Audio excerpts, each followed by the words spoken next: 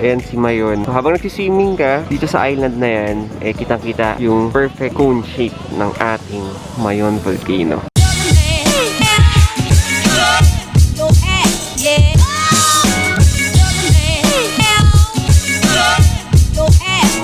One of the best to ever do it. Yung aircon malamig. Ba't ang init?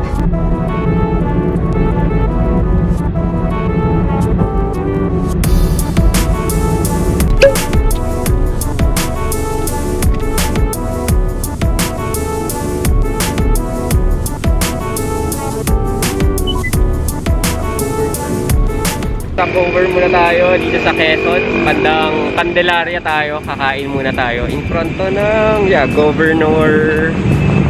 hindi ko mabasa eh.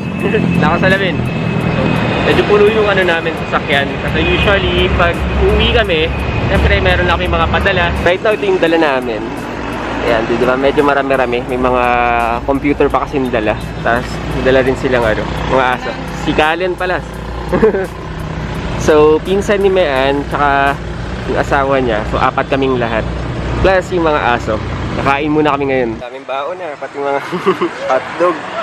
Isang ice cream ng hotdog din. Puro process food.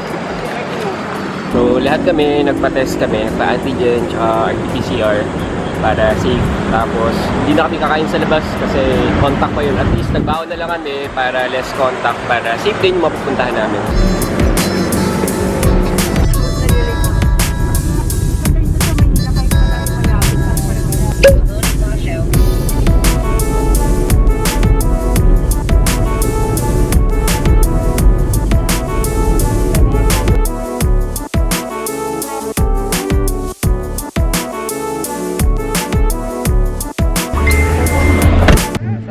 Mag-start.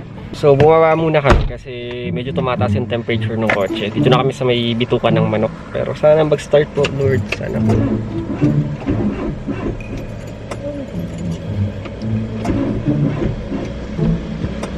Nag-start. Thank you, Lord. Salamat po. Kahinto ulit kami. Namatayan kami. Sana mag-start. Pinapalamig muna namin yung kotse. Kasi mataas talaga yung temperature niya. Maglalakad na lang kami hanggang doon. Tapos Pwede. no? Ito na lang naman. Pa-curve lang. Pa-curve na lang. Para magaan dyan. Dito tayo sa may Malinaw Ilaya National High School. So, papahinga lang kami dito kasi medyo mainit yung kotse. Sana magamit. Medyo na ano eh. Napagod yung mga asal. Pagod yung mga aso. Ayun. Ako. Actually, yung init yung sasakyan. So, hindi sasakyan. Medyo luma na din kasi. Kaya, tumaas taas. Pahinga muna kami dito. 1 hour.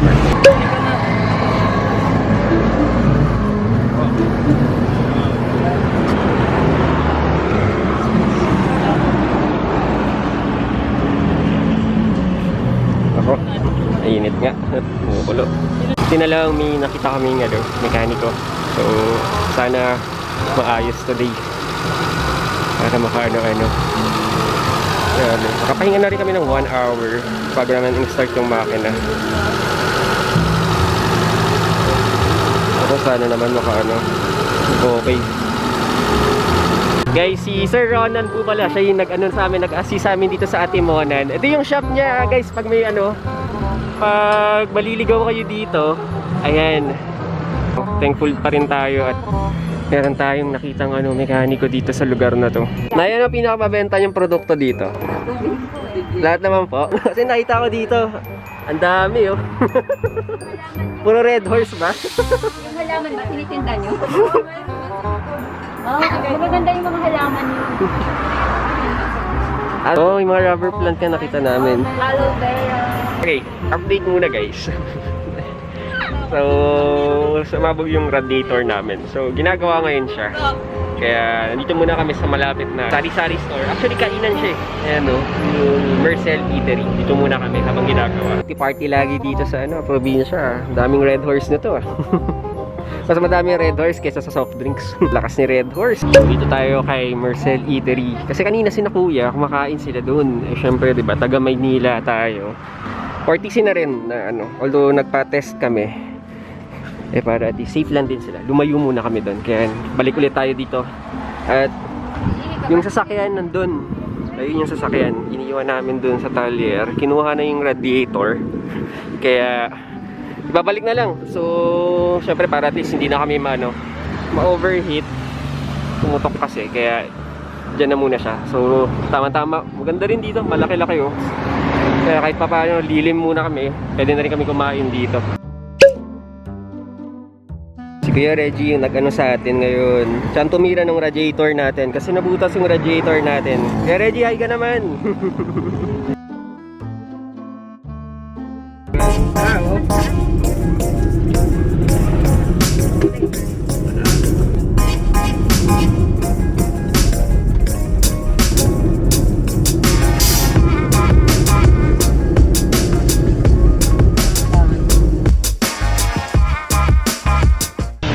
Okay, so it's already, I think, 4 na. So, naka 2 hours na kami ng biyahe, 4:30 na.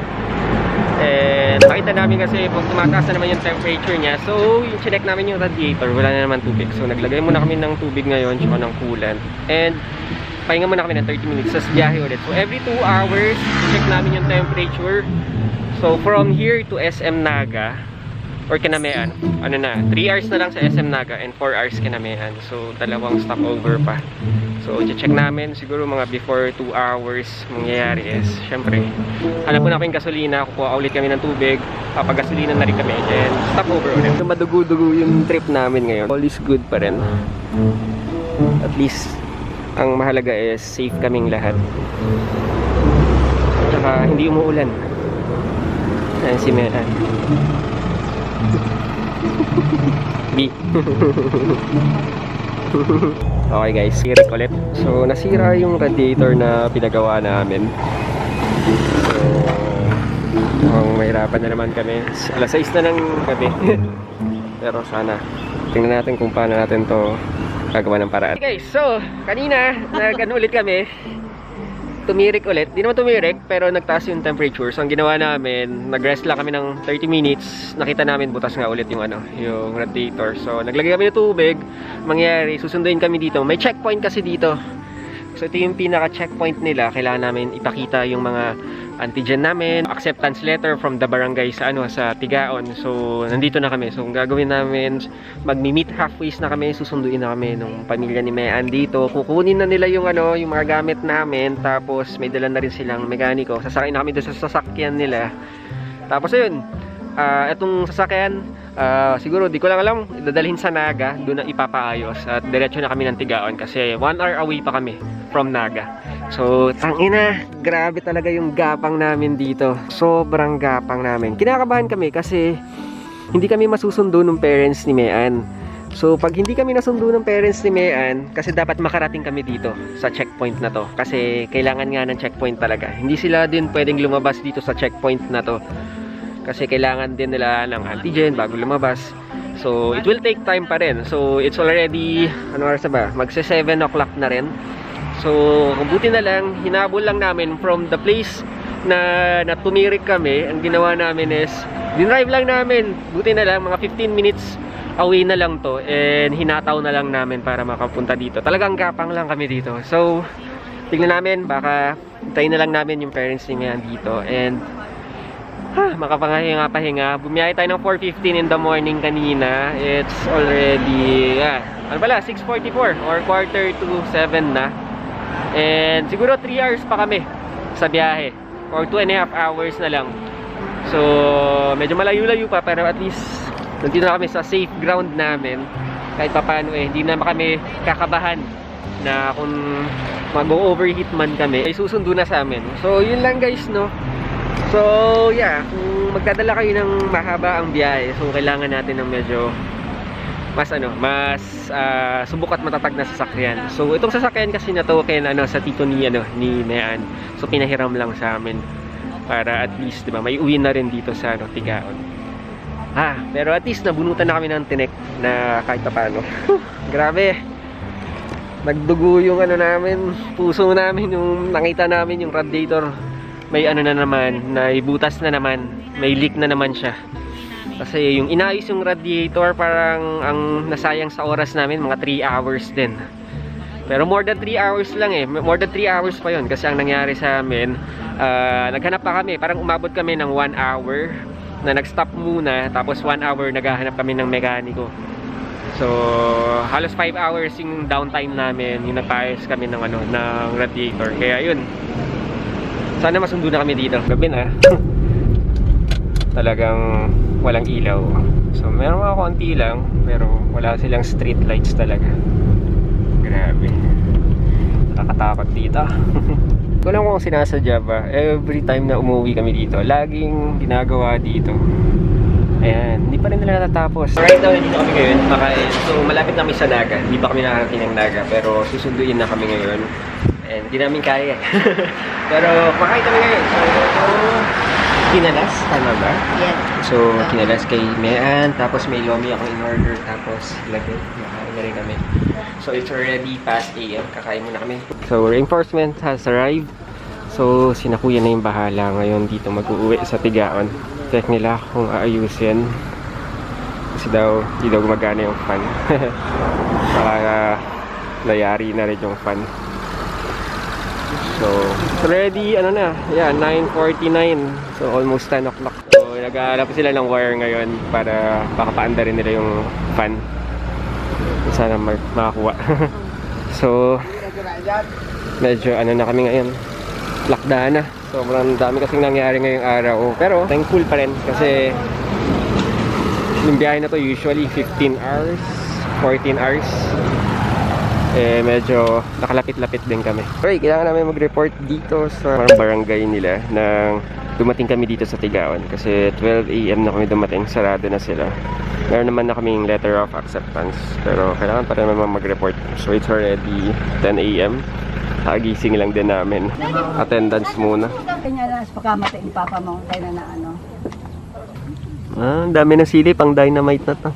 Si Dracula ni para maano sa pang dynamite. Ayan. Ano ka niyo? Ayun o. Ito pa o, ang dami pa. Tanaan mo daw na ito, pwede na. Free taste na. Tanaan mo na kung pwede ng... Nasahan mo kung pwede ng iday na. Ayan eh, ano ka niyo? Tapos ang ano kayo? Arugan. Ma-harvest na kita? Mapili ka sa Dracula. Tagas-tagas. Kung nalaglag magayon ng gilitari pag gilingon ano kung dakulo so kaya poon. Magayon pula ligabi ang bunga mo pakala ni magkakaroon Yung ayan ng bakante. Ito ng bakante. Ano ba? Mga bahay na lahat. Nabahay ng lahat o nga po eh. Palibutan ng mga bahay. Laki nga po to. Pang dynamite. Nag-harvest pa sila. Ayan. Right, next. Pupunta naman tayong Nato Beach. So, naka-top down lang tayo ngayon. Inawayan. So, kasama natin yung kapatid ni Mayan. Siya muna mag-drive. Ito lang tayo sa likodan. Ayan.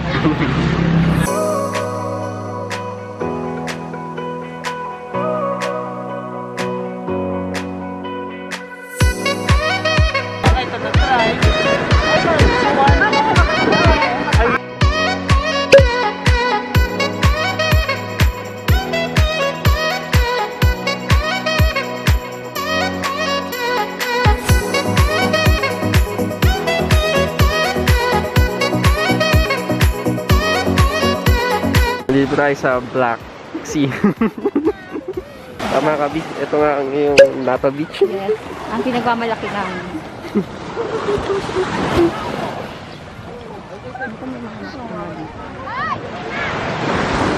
Hanap tayo ng pwesto. Sa likod.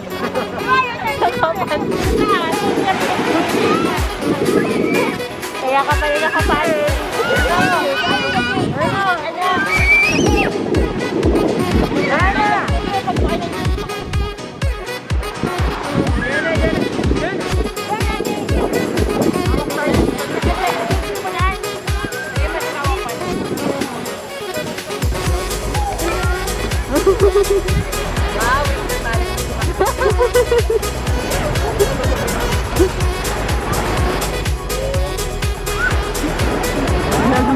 Di ba yung pala Bicolana?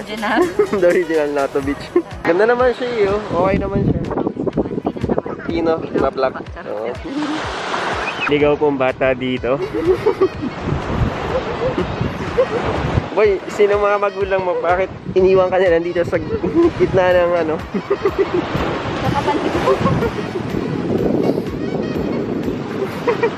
Okay, so ito na yung Nato Beach. So, tatawagin namin itong Black Beach. Talagang black talaga siya, literal. Pero pino naman. Meron pa ng mga black. Marami din. Malinis naman yung tubig. Pero, ito yung pinakamalapit ka naman. Mga 15 minutes na. Nakakalma yung tubig. Uy, yan taas ng ano. Umabot na dito yung alon. Malakas daw yung alon dito. Kami sa ang beach. Medyo puno tayo ngayon lahat. Dami. Ay, sa likod pa. Grabe. Mas mabigat ngayon kasi ano, basa. Dapat po sa ulan, dapat umaga to di hapon. Palaya naman dito. Babalik tayo sa bahay ulit. Gising na nato tayo. Biglaw mo lang.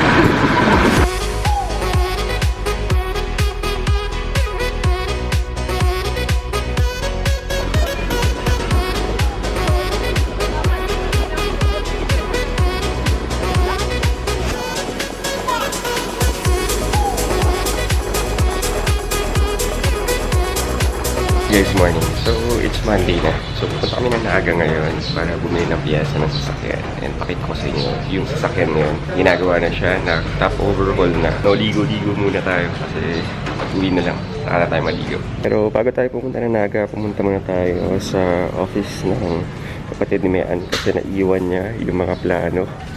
So, engineer kasi siya. Pero ito yung sasakyan ngayon para makita natin, inaayos na siya. Buti na yung makina.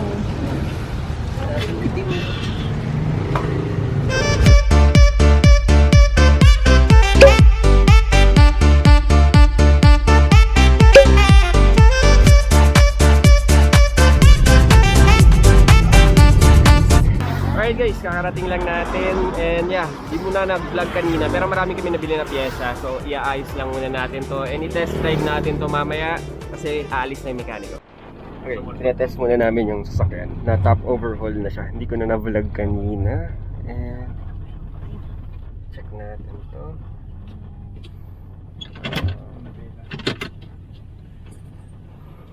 So medyo mababa yung maneuver so namamatayan siya so mamaya pa-adjust muna natin yung minor kasi hindi tayo namamatay.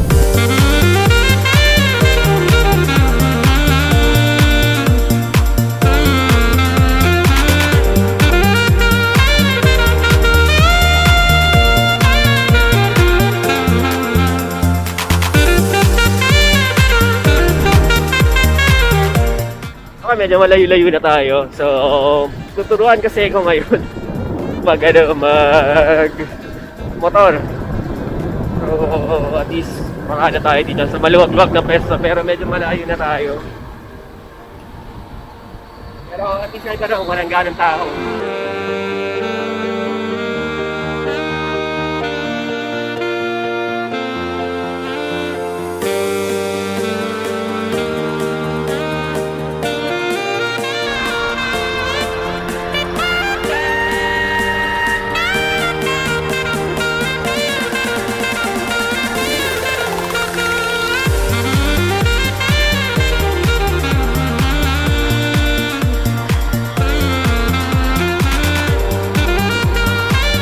Okay, yun yung ating motorcycle ride kanina. Pero ngayon, mag-ano si Namin, magja-jogging ngayon. So, diba?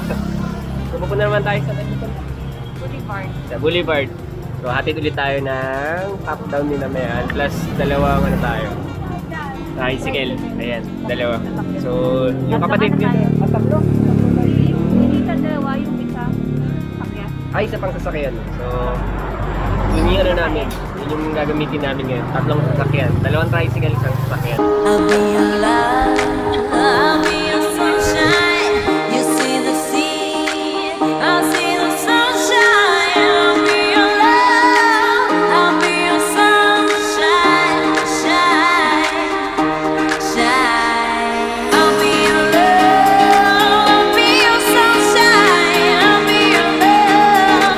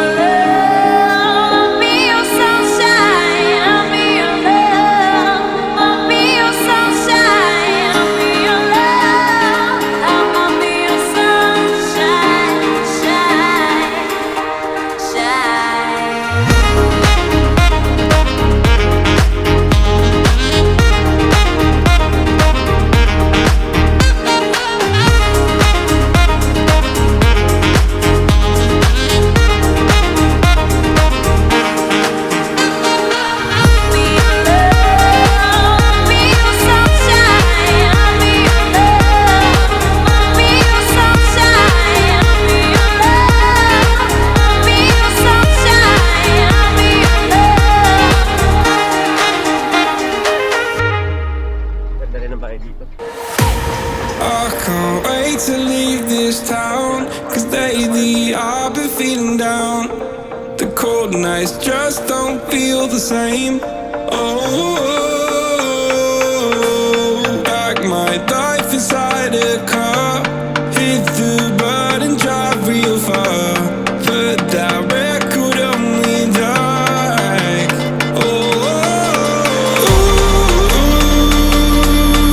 I'm dreaming of you, I dream of a new day.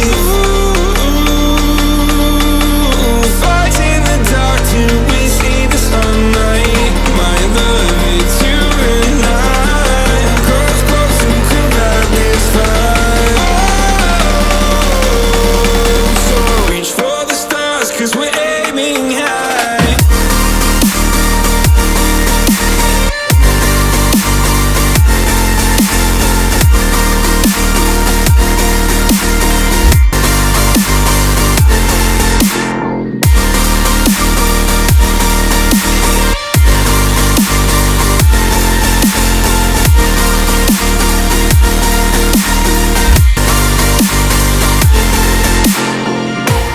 You can't wait to see me now, 'cause lately you've been feeling down.